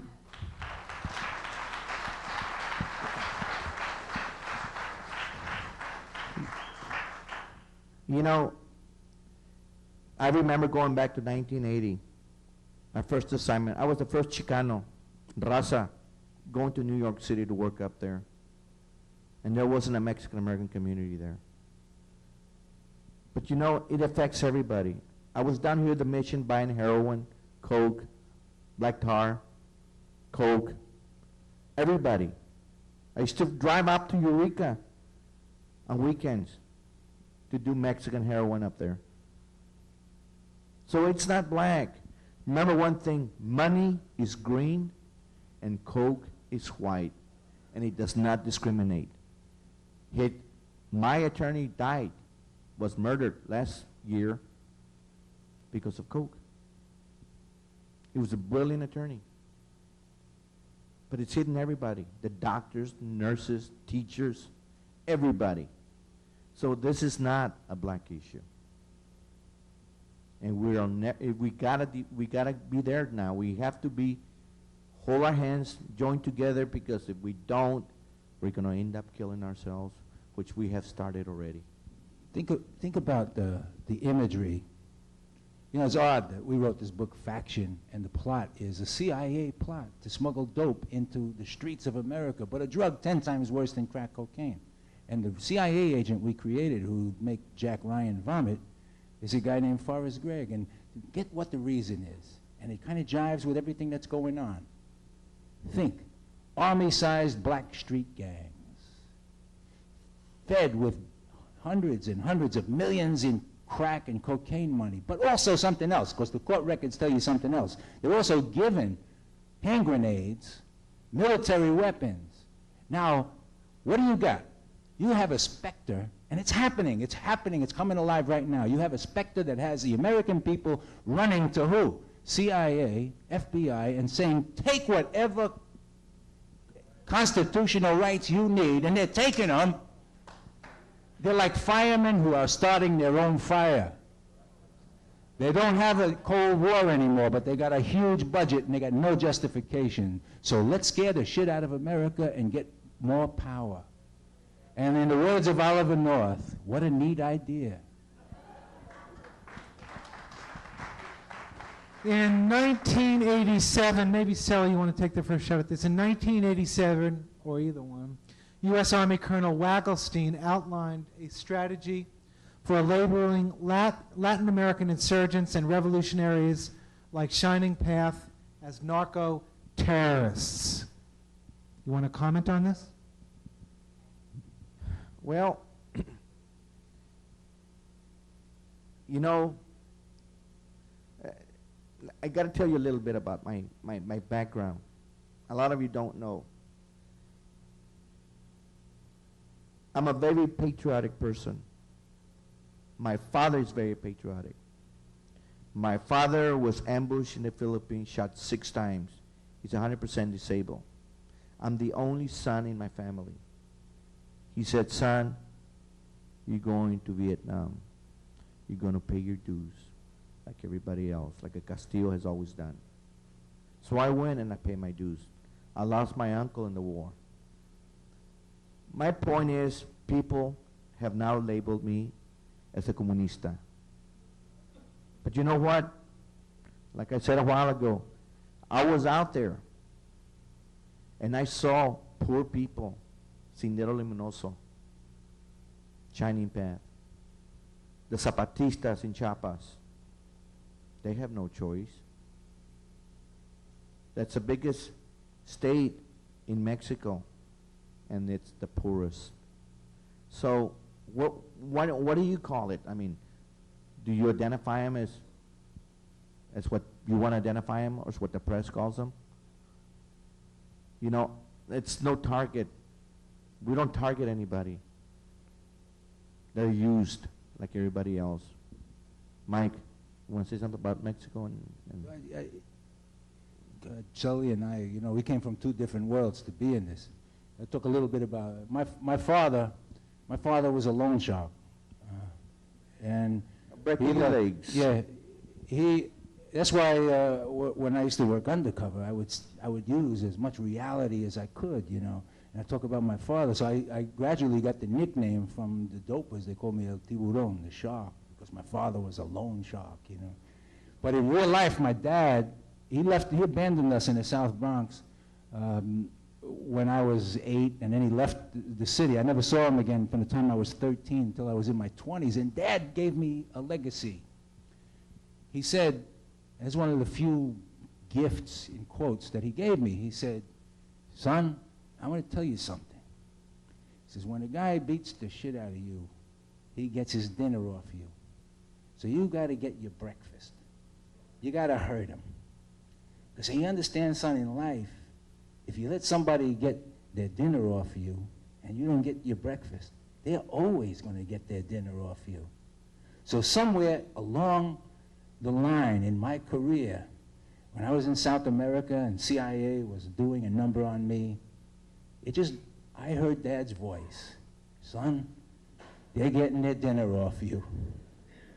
And now let me put the whole thing in my mind in context. Laura and I went to Paris about 3 years ago. We were invited to speak to an audience of geopolitical drug watchers. You know, that's what all they do, these guys, and they're funded by the French government, and they watch the geopolitics of drugs. A man by the name of Michel Chossudowski took the podium. He's a professor from the University of Ottawa, a world-recognized economist, a man who the International Monetary Fund goes to for advice. And he said,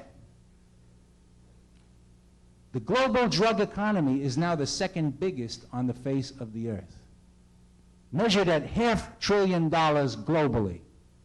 If America stopped buying drugs tomorrow, it could conceivably cause a banking crisis. That's not my theory. That's from one of the most respected economists around. So when you talk about money is green, cocaine is white, you got to add hash, you have to add heroin, you have to add, and it's all coming here. Russia's catching up to us, though.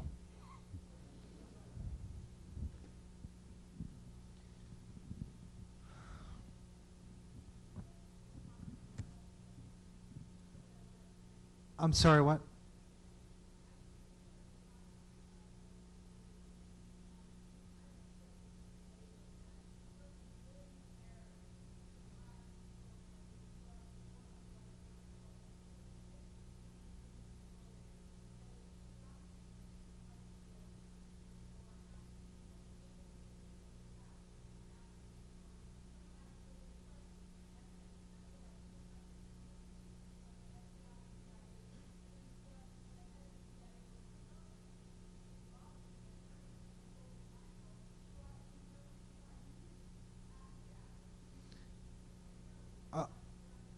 Okay, I appreciate the question.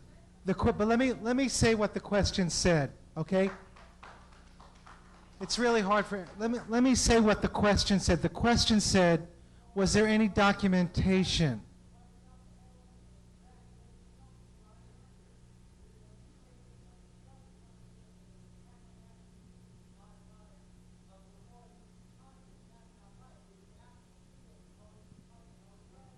Okay, but listen. I'm not sure we...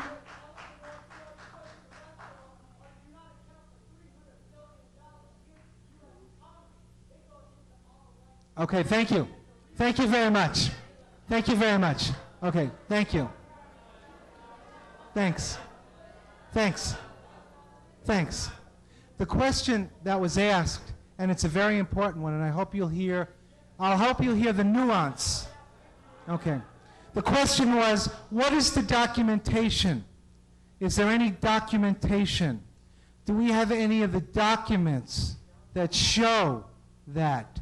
The only documents we have, I understand, are the holes in the arms of people and the prisons that are full of people. Yeah, I agree with that. But the question was, do we have any specific documents? We have some direct information. That's how you take people to court. So we don't have the documents, but we've got the information.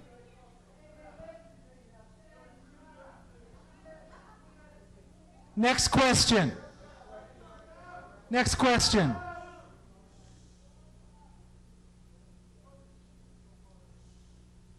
Have you, in the course of your investigations, run into any drug connection in Haiti?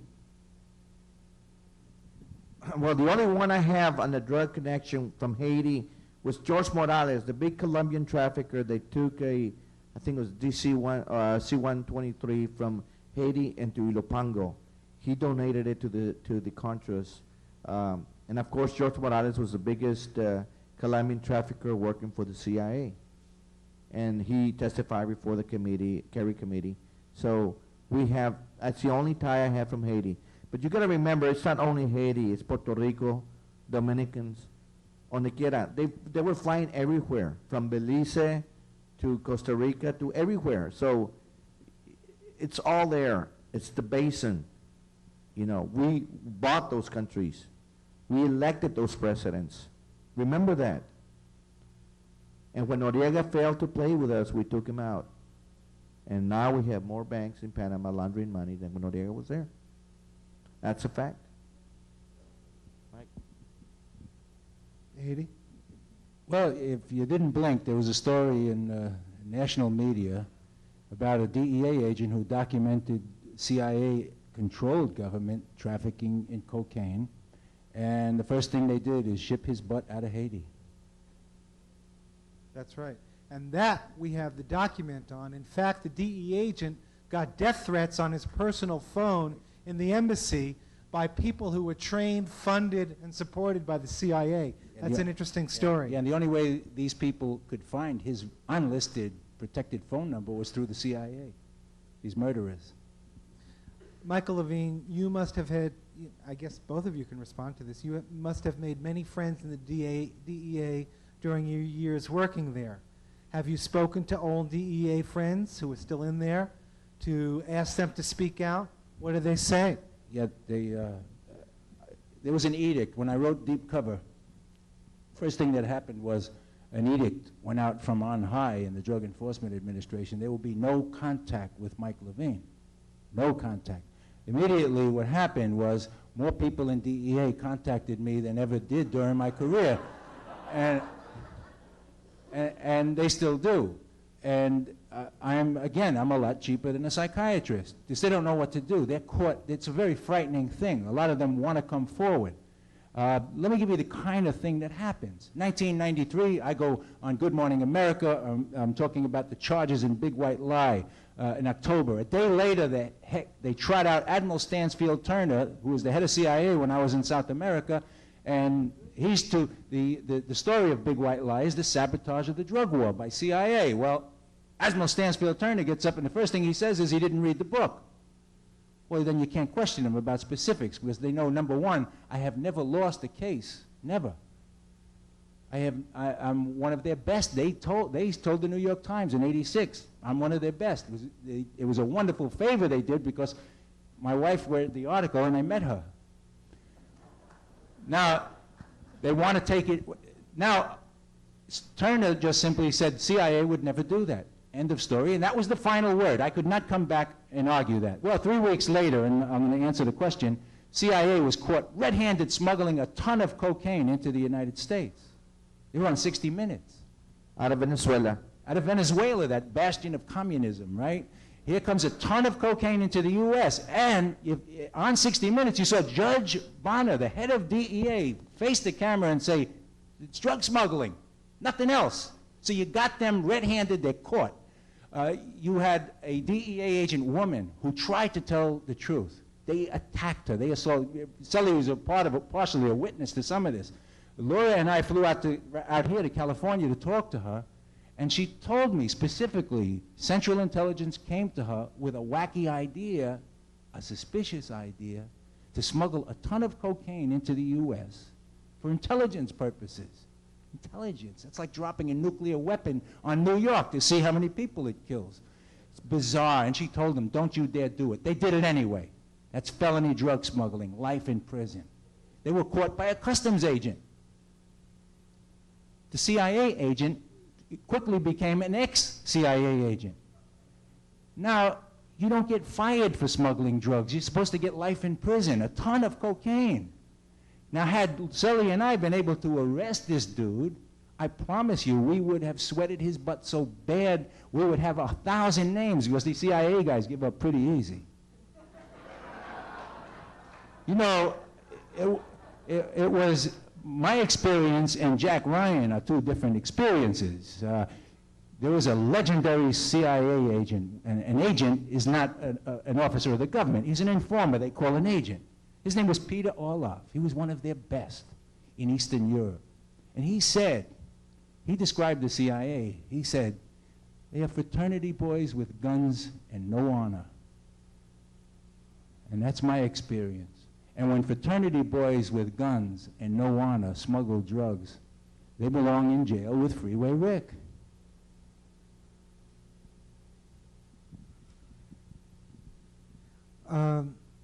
Celly, I think you might have answered this already, but somebody wants to know, what was the turning point for you? When had you had enough? You knew you couldn't go on.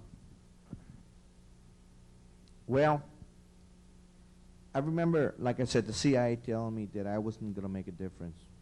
And I probably didn't. But one of the things that I did, and maybe only God knows why, because I don't think I do, but I kept journals.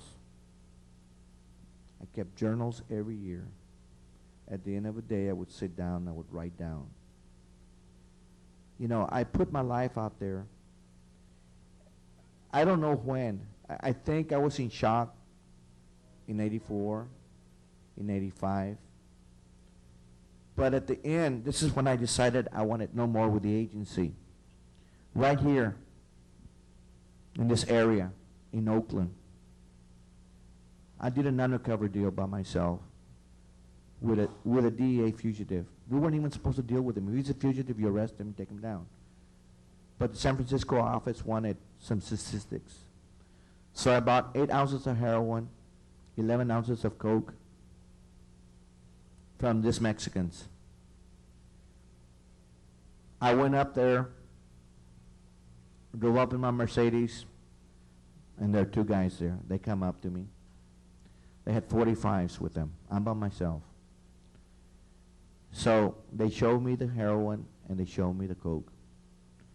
And I'm wired and I'm saying, excelente, excelente. That's the bus signal. Come get them. Nobody came.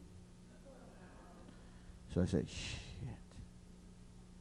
So he says, well, why are you so nervous? Well, I'm by myself. You guys got guns? I told you not to bring guns. Yeah, right. So I said, okay, where's the money? I had no money. He says, well, it's in the trunk. So I go to the trunk in case my wire wasn't working.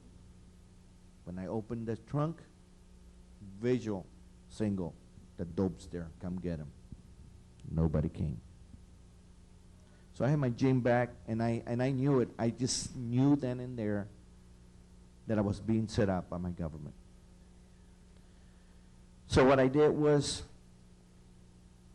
I opened the gym bag a little bit like this, put my hand in there, and I had my gun in there.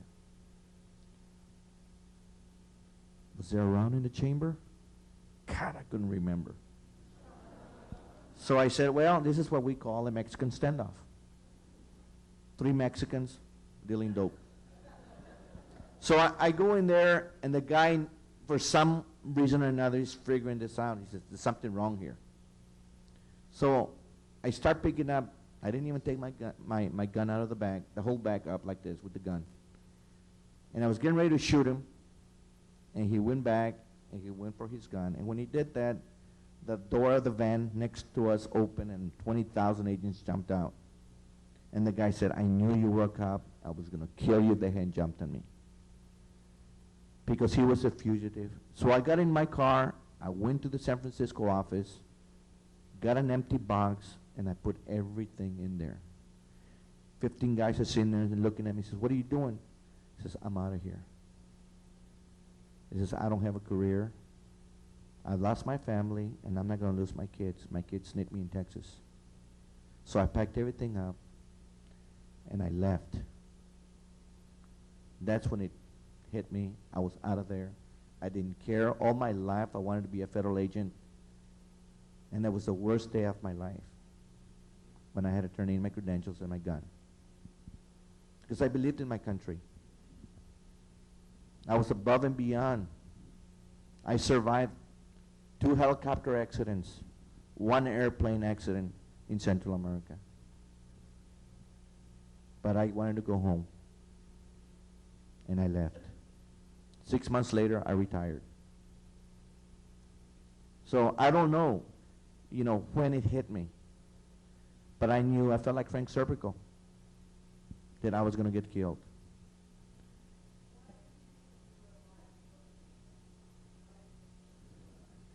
Well, because they needed a way. It's just like if I walk out here, the CIA or the DEA, they're going to kill me. They're not going to come up and shoot me. They'll put some junkie out there to come shoot me and make it a drug case. That's what they're going to do. I knew too much. They knew I knew too much. They knew I had documentation. They knew all that. And one of the things which will haunt me for the rest of my life, and I'm sorry to go on, but let me just say it real fast. I left Guatemala because a Guatemalan colonel was going to assassinate me. We have him on tape.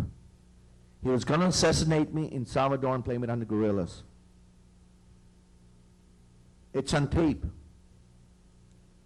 Would you believe that a week later, Tony Resavuto, senior inspector for the DEA, goes back to Guatemala while I'm gone and begs the U.S. ambassador to please give this colonel a U.S. visa so he could testify before the BCCI investigation in Miami. So the agency didn't care about me. I was just a number to them. It was more important for this colonel to testify before the BCCI investigation, and he was going to assassinate me. And I started wondering what had happened to Kike Camarena in Mexico. Same assets. This colonel was going to a war college, and I canceled his visa. CIA asset, as they say. A question from me, from the stage. We're the grand jury here. You two are the DEA agents. Make the case against Oliver North. again, let me go back to what it normally takes. If I were explaining to you what a conspiracy is, a conspiracy under the drug laws is really simple. You just prove that there is an agreement. Used to be conspiracy, you had to show an agreement and one overt act. In other words, myself and this young lady here, we agree to violate the drug law. Let's say we're two policemen and our friend is trafficking in drugs, and we agree to look the other way. And somebody gets that on a tape recording. We're guilty of conspiracy. We're guilty. We're punishable as if we had trafficked drugs ourselves. And I put, again, 2 city policemen away for precisely that. Now, I tell you what I have against Oliver North is a page that you have right there. And that page says aircraft needed for 1,500 kilos. You have a DEA agent who can tell you that Oliver North's dope was in this hangar, that he was told that by DEA people that Oliver North's dope is in that hangar. You have evidence that, by the way, there are 400 more pages in Ollie North's handwriting. 534 534 pages. pages. His own handwriting talks about dope. He talks about dope, 530, including financed by drug trafficking. 14 million to finance came from drugs. Came from drugs in his own handwriting. Now you have Ollie North coming up with 15,000 out of his closet. Slush fund. This is evidence that's going in against Ollie North. Then you have Ollie North writing a note and getting the President of the United States to help him to try to spring a drug dealer named General Bueso Rosa. And in the note, Ollie says, the general has secrets to tell that we don't want to hear. That's evidence against Ollie North. Then you have Ollie North lying and saying he gave the evidence to DEA and DEA denying it.